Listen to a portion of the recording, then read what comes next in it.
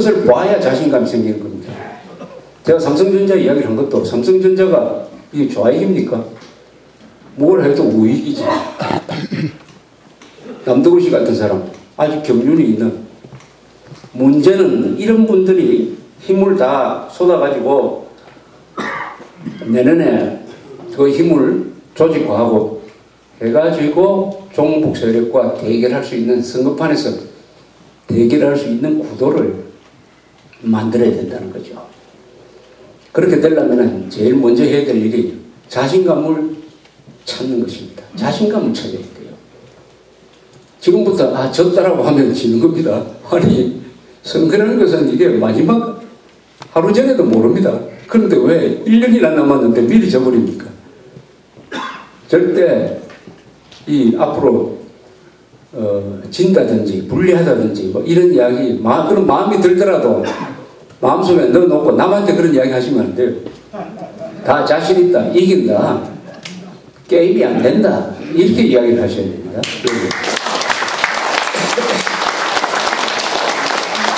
이렇게 이야기하면은 또 말 좋아하는 사람들이 좌익들은 영화도 잘 만들고 예술도 뭐 해가지고 완전히 꽉 잡고 있다. 그래서 젊은 사람들을 다 속아 넘기고 있다. 이렇게 이야기합니다. 문화 예술은 좌익이 잡고 있다. 그럼 또 이 우파 기성세대에 있는 사람들 맞다 이렇게 끄떡끄떡해요. 그게 맞습니까? 왜 문화 예술을 좌익이 잡고 있습니까? 저질 문화와 저질 예술을 좌익들이 잡고 있지. 근데 K-팝이라고 있잖아요. 그죠? K-팝이라고 아니, 그게 좌익입니까? K-팝이라고. 세계를 휩쓸고 있는 K-팝이라고. 저거는 우파 문화입니다. 왜 우파냐? 자들이 개방적인 체제에서 경쟁을 통해서 만들어진 겁니다. 좌파는 절대 개방으로 안 갑니다. 폐쇄적입니다. 저희들끼리만 합니다. 당당하게 세계 시장에 나가서 경쟁을 치열하게 해가지고 세계 시장을 석권하고 있는 것은 이건 우파 문화입니다. 우파라는 게 뭡니까? 경쟁, 개방 아닙니까? 우파 문화입니다. 삼성전자라는 기업 문화, 우리나라의 군사 문화, 그리고 예술 중에서도 고급 예술 있지 않습니까? 고급 예술. 고급 예술은 다 우파의 영역이지. 그게 좌파가 어디 있습니까? 고급 예술, 고급 문화. 그래서 좌파가 문화 예술을 석권한다는 것은 저질 문화, 저질 예술을 석권할 뿐이다. 이렇게 생각을 하면은 자신감을 찾을 수 있지 않을까, 이렇게 생각을 합니다.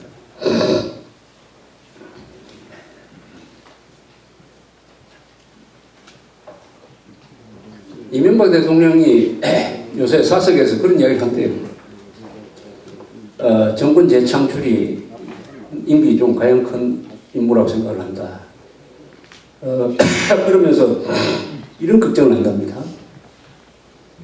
김정일을 내가 정상회담을 통해서 코너로 몰았는데 여기 5년을 더 해야 돼. 5년을 더 쫄아야 북한에서 큰 변화가 일어날 것이다.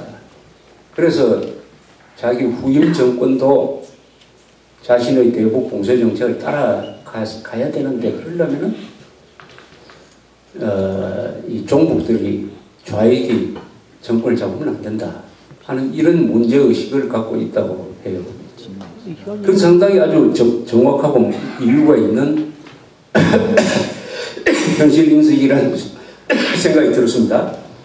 첫째, 과연 이명박 대통령이 김정일을 코너로 몰았느냐 하는 문제인데, 저는 코너로 몰았다고 생각해요. 이명박 대통령이 4번 얻어맞고 57명의 한국 사람 목숨을 갖다 바치는 걸 해가지고 개탄에 맞지 않는 것은 별도로 하더라도 그렇게 함으로써 김정일이가 국제적으로 고립이 된 건 사실이에요. 고립이 됐다는 건 뭐냐? 우선 남한에서 들어가던 연간 50만 톤 쌀, 40만 톤 비료 플러스 연금 이런 게 안 들어가게 됐다. 안 들어가게 됐습니다. 중국이 기름 조금 적은 거 말고는 실질적으로 지원을 하지 않습니다. 일본은, 미국은 완전하게 끊어버렸습니다. 러시아도 공짜로 주는 거 없어요. 이게 한 5년 좀 4년 계속되고 있습니다. 그러면 어떻게 북한 체제가 견디느냐? 돈줄이 끊어졌는데. 그런데 북한에서는 요새 굶어 죽는 사람은 없다고 그래요. 북한 주민들의 생활 수준은 상당히 나아졌답니다. 나아졌다고 그래요. 왜 이렇게 됐느냐? 배급 기능이 마비되니까 시장이 확대되고 있다.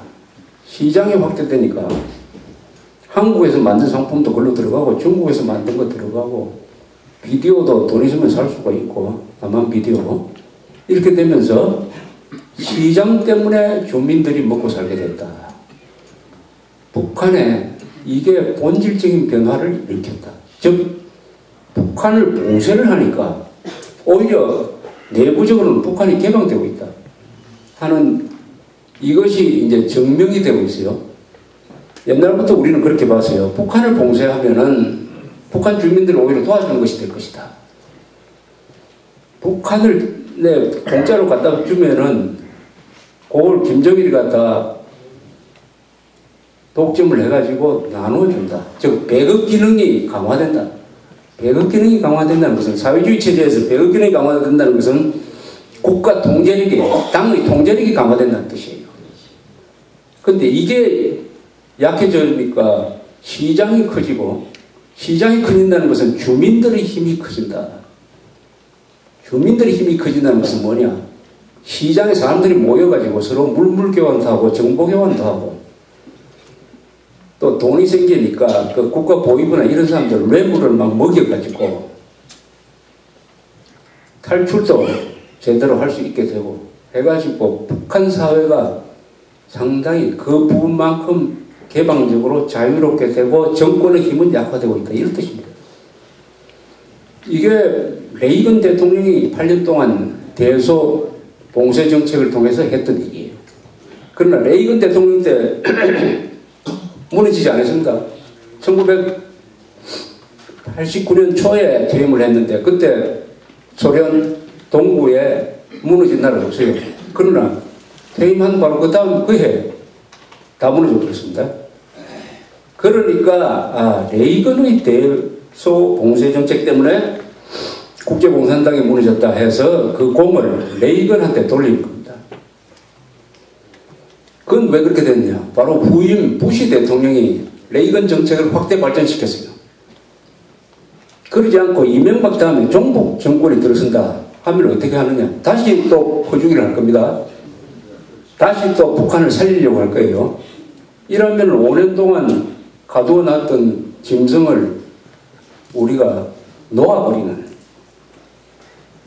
결과를 맺게 될 것이다. 그런 점에서 종북 정권이 들어서지 않도록 해야 된다 하는 이 이명박 대통령의 현 인식이 아주 제대로 된 인식인데 문제는 그것을 실천하기 위해서 민노당 해산이라든지 등등 여러 가지 해야 될 일을 하느냐.